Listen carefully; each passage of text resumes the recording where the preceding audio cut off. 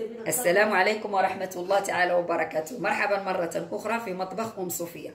اليوم إن شاء الله غادي نقوموا بتحضير غريبة الحمص، حلوة مشهورة في تونس، يديروها في العيد.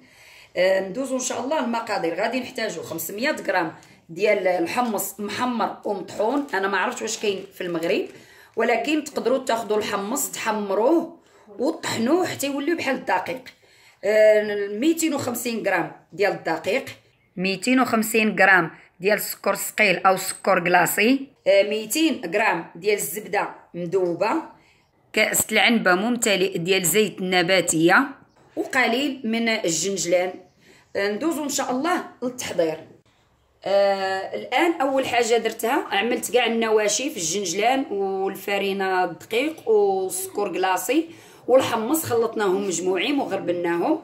ودابا الان لا صديقتي اللي غادي توجدها لكم غتعمل فيها الزبده المذابه.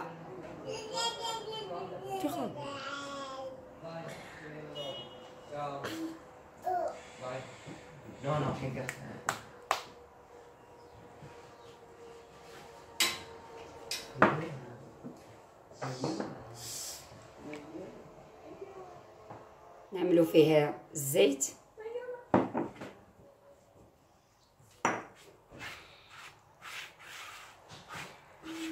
ما تعملوا فيها لا خميره ولا فاني، باش تبقى طعم ديال الحمص، تجي فيها هاد غريبه فيها طعم الحمص، ما يجيش فيها فاني. نخلطوا مزيان ونتلاقاو، نتسناو تنخلطوا مزيان ونتلاقاو عاوتاني. الان بعد ما خلطت شويه مزيان، المهم جانا شويه ناشف، المهم على حساب الحمص واش تيشرب والدقيق واش كيشرب. المهم زدنا ربع كاس، يعني هنا عملنا كاس تاع العنبه ممتلئ ديال زيت النباتيه، وغادا تخلط مزيان تنشوفوا القياس والقوام اللي غادي توصل ليه، وديك الساعه نتلاقاو.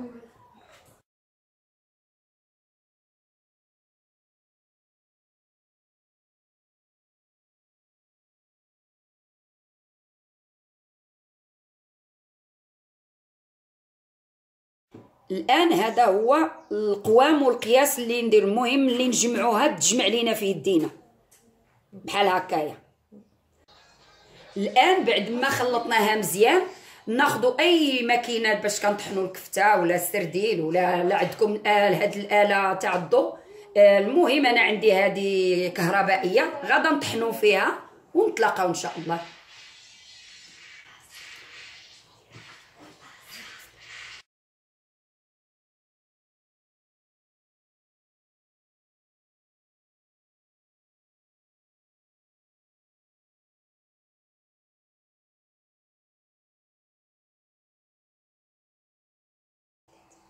الان بعد ما عملناها وطحناها جوج تاع الخطرات في الماكينه، سمحوا لي راه كيضحكوني. طحناها جوج الخطرات في الماكينه. دابا عملنا ليها، انا حيت عندي هذه الماكينه قلت لكم الكهربائيه، نعملوها هكا غتخرج صوابع، وإلا ما عندكمش تقدروا تعملوها حرابل وتقطعوها على حساب كيف بغيتوا نتوما. والان نتوما غتشوفوا كي غدير ليها الصديقه ديالتي.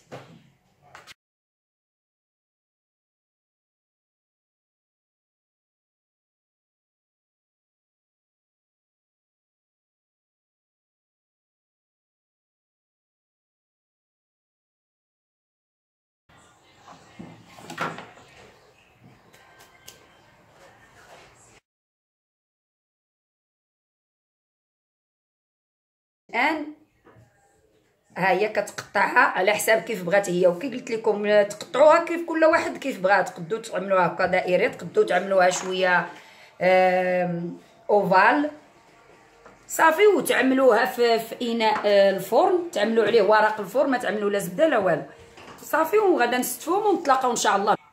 واللي ما عندوش الماكينه يعمل لهم بحال هكا محربلين ويقطعهم كيف قلنا النوب الاولى.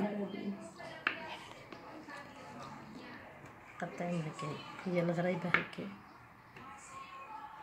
تقطعوها على هذا الشكل